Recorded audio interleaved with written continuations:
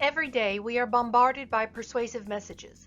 Some messages are mediated and designed to get us to purchase specific products or vote for specific candidates, while others might come from our loved ones and are designed to get us help around the house or join in for family game night. Whatever the message being sent, we are constantly being persuaded and persuading others. In this PowerPoint, we are going to focus on persuasive speaking. We'll first talk about persuasion as a general concept, and then examine 3 different types of persuasive speeches, think about logical reasoning, and then move on to choosing the best forms of evidence. This cartoon shows we've all been engaged in persuasion since we were little. Persuasion is not necessarily something new.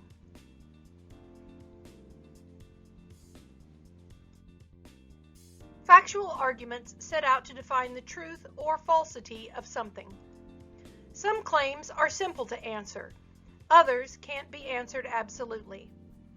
Arguments setting out to change a belief are difficult to win at times. Beliefs are often held deeply and resistant to change in just a short speech.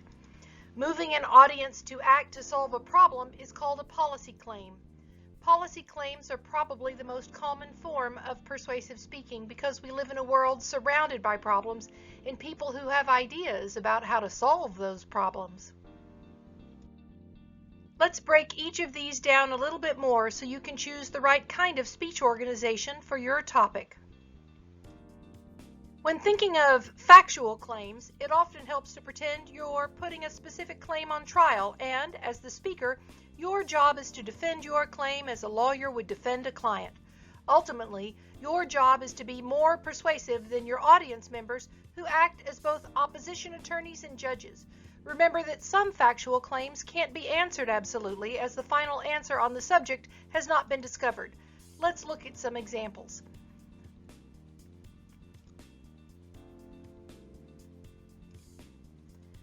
Persuading people to your side on each of these topics will often depend on the definitions within each premise that you use. Looking to the first one, if recycling can save money, does it? Then, what do you mean by contributes in that last one?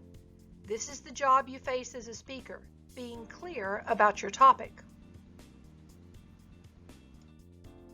Sometimes your topic asks the audience for a judgment call. In these speeches, the speaker will use the words like better or greatest or even wrong. Let's look at some examples.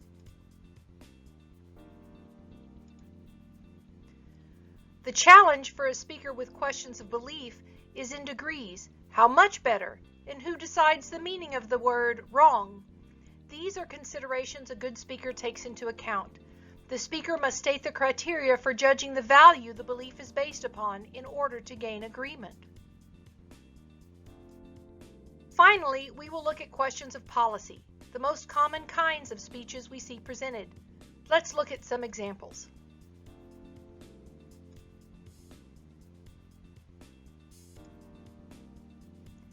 Each of these claims has a clear perspective that is being advocated. Policy claims will always have a clear and direct opinion for what should occur and what needs to change. When examining policy claims, we generally talk about 2 different perspective goals: passive agreement and immediate action. A good speaker knows which path he or she wants the audience to take and crafts the speech so the path will seem like the most logical choice. Let's try some here. You decide. Is this thesis sentence a question of fact, belief, or policy? Number 1. It's a fact. Number 2. Policy. Number 3. Keyword is better. Belief. Number 4. Keyword is should. Makes it policy. And number 5, fact.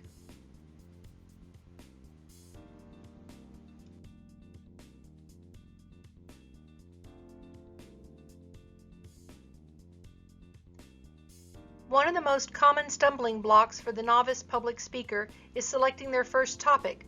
Generally, you will be given some parameters to make this a little easier. You may be assigned to tell about an event that has shaped your life or demonstrate how to do something. Whatever your basic parameters, at some point you'll have to settle on a specific topic.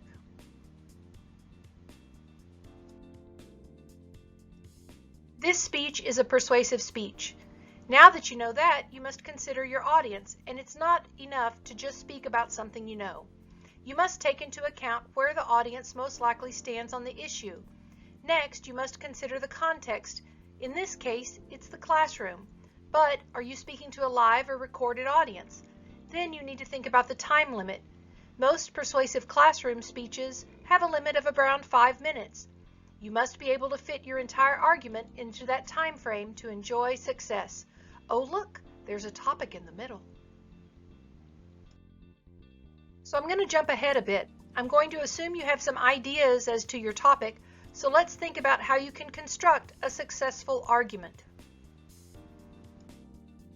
If you've been to school and ever written a successful essay, I'm sure you've seen something like this chart. In fact, if you've ever convinced anyone of anything, you've used a version of this method. But let's dig a little deeper. So you've got a thesis, which has reasons, and those reasons are supported by evidence. And to be successful, you've got to have all three, and all three must be strong.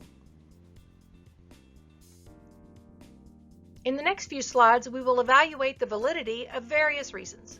So first, just because you have a reason, it doesn't mean it's a good one. Let's see if it even fits in with your thesis.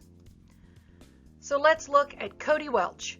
We're going to be evaluating all of this through his bid for class president.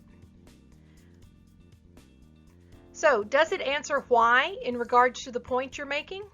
Example, Cody Welch should be senior class president because he wants to be the president of the U.S. someday. Nope, not a good reason. There's not a link there, Cody. Come up with a better reason. Let's look at other ways to evaluate the reasons. Is the evidence distinct? Does it stand out? Or are you just up there jibber-jabbering away? In this one, Cody Welch says that he wants to be senior class president for 2 reasons, because he was sophomore class president and junior class president too. I would have to say, sorry, Cody, that's just one reason. You've held office before. Does each piece of evidence stand on its own as a strong reason? In this case, what if Cody had been elected to class president before, but didn't actually do anything? Then it's not a very good reason, Cody. Then, is that piece of evidence meaningful to the audience? This is why it's important to analyze and know your audience. In this case, what would be most important to Cody's fellow seniors? His leadership? Hard work? Fresh ideas? Again, important to know the audience. Finally, did you do enough research and find the right number of facts? 2 or 3 is good. More or less, usually bad. The example, vote for Cody, he works hard, makes you sound like a caveman. But equally as poor, vote for Cody because he works hard, is punctual, has fresh ideas, he's experienced, knows everyone, works well with underclassmen, is respected by the faculty, and will get lots of work done for the senior class. Makes you sound like you're having too much coffee.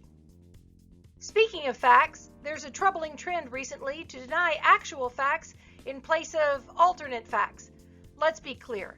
Facts are proven and opinions are not. There's a difference. So Cody Welch did serve as president of his sophomore and junior classes. We could have an expert opinion. Those opinions cannot be proven and therefore are not always as persuasive as facts with some audiences. Cody's faculty advisor for the junior class backs up his claim he's a hard worker. This may prove to be a selling point unless you don't like the faculty advisor. Sometimes people have a wonderful piece of evidence that just doesn't fit into the speech. It's hard to let it go, but that's what's necessary if the evidence doesn't quite fit the point. Make sure everything you say leads up to your conclusion. So, Cody Welch is a great leader. He was on the honor roll every quarter in his junior year. Well, Cody, sorry, that's lovely. That's cool to know. Cool fact, bro, but it doesn't have anything to do with your leadership skills. Again, speaking of truths, can you actually verify what you're saying? Do you have a reliable source? In here, Cody Welch's piano teacher says he was the hardest working student in the 6th grade. Well, that's not really important, again, to this class president race. In a 5-minute speech, you are really pressed for time, so 2 pieces of evidence is plenty to support your case for each point. In this case, Cody Welch is a leader. He edited the award-winning school paper and was captain of the football team. That's enough. We've just covered logos. Let's move on to pathos. Emotional appeals are effective when we want to inspire action. Advertising companies know this and include appeals to emotion in almost every ad that you see. Another helpful method to persuade the audience is to cite specific examples. When you have the time in a speech, get to the nitty-gritty. Details can really drive home a point.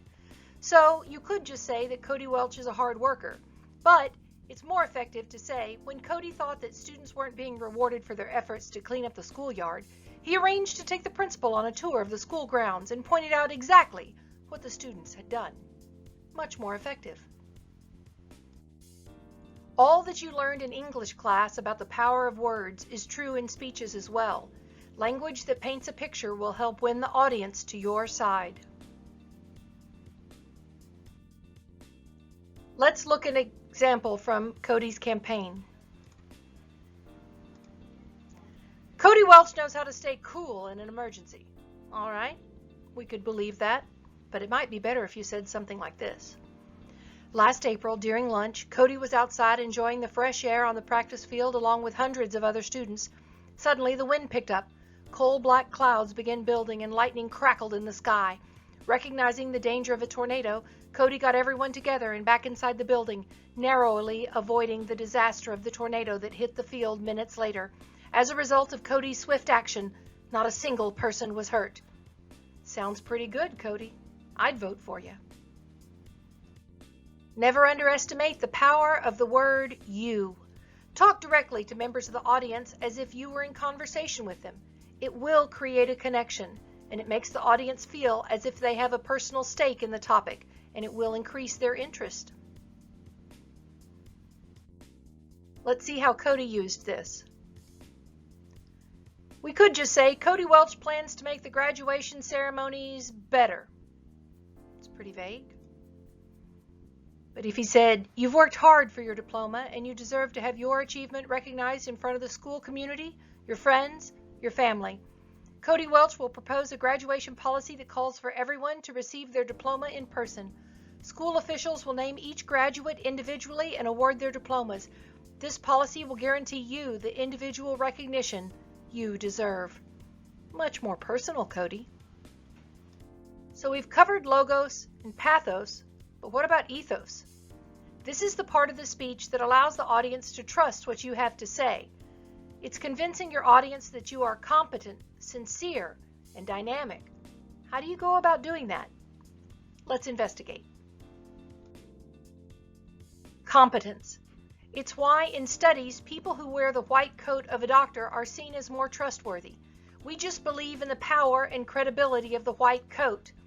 And you can advance your credibility by knowing as much as you can about the topic and practicing your speech over and over again. Sincerity comes from being honest with your audience, being genuine. It is shown primarily through the tone of voice, and you demonstrate this by caring about your topic and the audience and how the two relate. Dynamism. This is being energetic and enthusiastic for your topic. It is also shown through nonverbal behavior. You will get the audience excited about your topic too, through eye contact, facial expressions, gesture, and also the posture and how you decide to showcase your excitement about your topic. So are you ready to research and write your speech? You have the basic information. You know about logos, ethos, and pathos. You have some great ideas about topic selection, and you've seen Cody's campaign to get elected. You can do this.